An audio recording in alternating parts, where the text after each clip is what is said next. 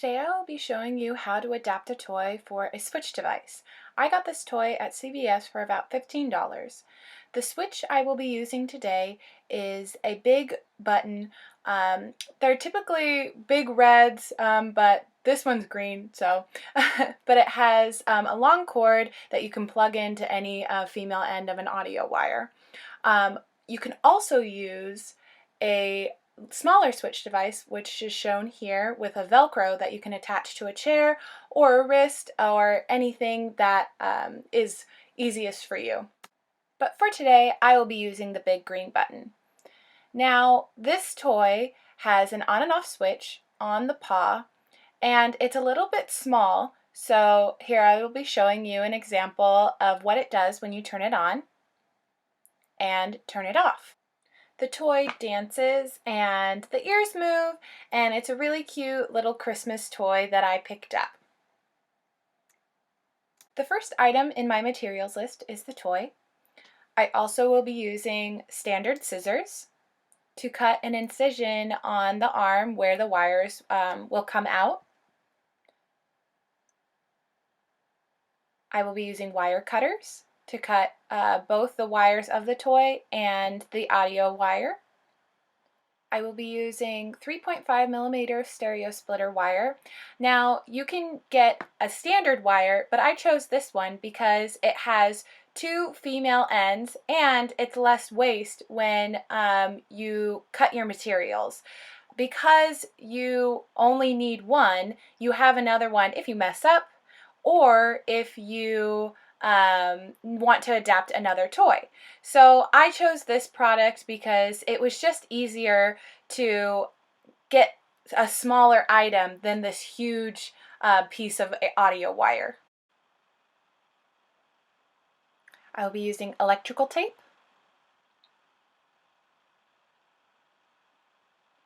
and wire caps. Now, you don't need to use these.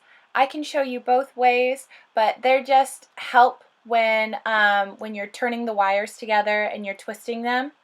So I'm going to use those today. I will be using a sewing kit for the end to sew up the side of the arm when we're all finished, and that's it. So the first thing that we're going to do is cut an incision on the arm where you feel the wires are. So first, feel where the wires are and try to make a guesstimate on kind of where to cut on the seam. And once you've cut, you can kind of take out the wires and pull from the battery pack and separate them. Now we want to make sure that we cut enough so that we can strip the wire, and we want to cut from where the battery pack is and not from where the switch is on the paw. So I'm going to take my wire cutters and I'm going to cut my wires on the toy closest to the switch on the toy, so we have enough room from the battery pack to strip the wires. Now, if it goes off, that's okay. That means that you've done something right. So you're going to take your two wires and make sure that they're separated. And then I did my the female end of the audio wire first. So I'm going to take my wire cutters and cut them all the way at the base so I have enough room to strip. So I've cut my audio wire. And now I'm going to strip the wire and expose the actual fine wires in the middle. Now, when you're stripping, go slow because you could end up damaging the wires on the inside. So you line it up and make sure that you just go slow, and it could take a couple times. It's good to maybe practice on free wire. So I've stripped the outside layer of the wire. There is some string and some inside matter that you can dispose of, and I'm going to cut those to just leave the single red and the white wire.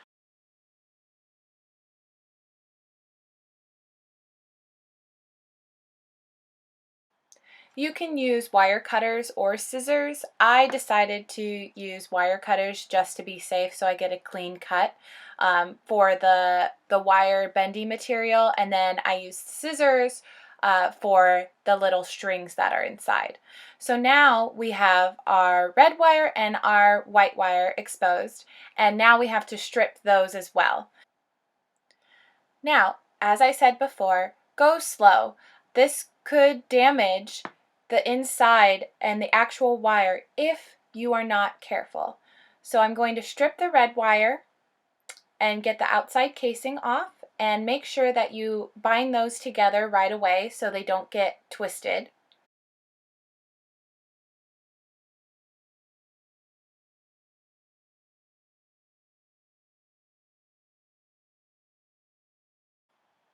And now I will strip the white wire and then twist those together so that they all stay together and they don't get twisted with the red and the white. So I have my two wires, and I'm going to tuck the other one behind the leg so it doesn't get in the way. I'm going to use my strippers to strip these as well.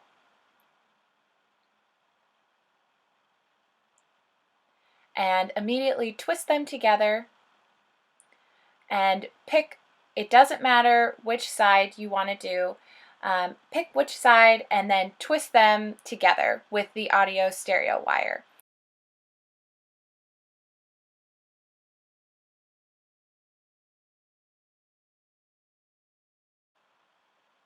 Now I'll take a wire cap and just screw it onto the two bound wires. This will help create a tight weave between the wires, and it'll make it so that it's a clean connection. You can use electrical tape when binding the wires. This just makes it a little bit more clean, and if you need to switch the wires out for any reason, or the switch end is a little funky or it breaks, this ensures that you can just switch it out really easily without any mess. So like I said, the cap twists everything together and ensures that there's a steady connection and it holds really tightly. Then I'll take electrical tape and make sure that there's not a lot of pressure from the wire to the wire cap. Sometimes if there's just a wire cap, the tension between the two wires of the connection can cause a little pressure and it might pop off. So you want to just put electrical tape there to steady it and relieve the tension of the two wires. Next, I'll take the second wire of the toy and connect it to our audio jack using the same method. So I'll take my wire strippers and strip this wire just like I did before, and twist those inside wires together, and then twist them with the audio stereo wire.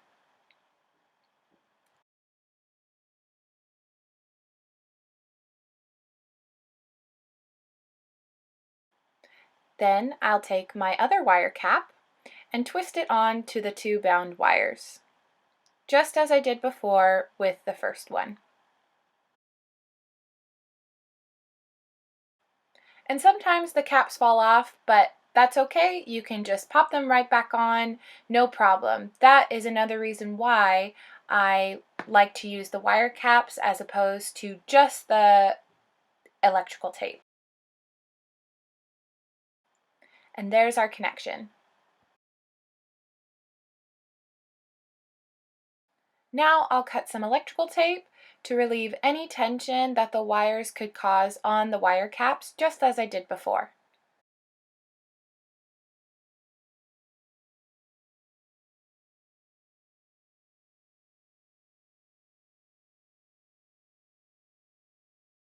Making sure everything is nice and tidy and tight.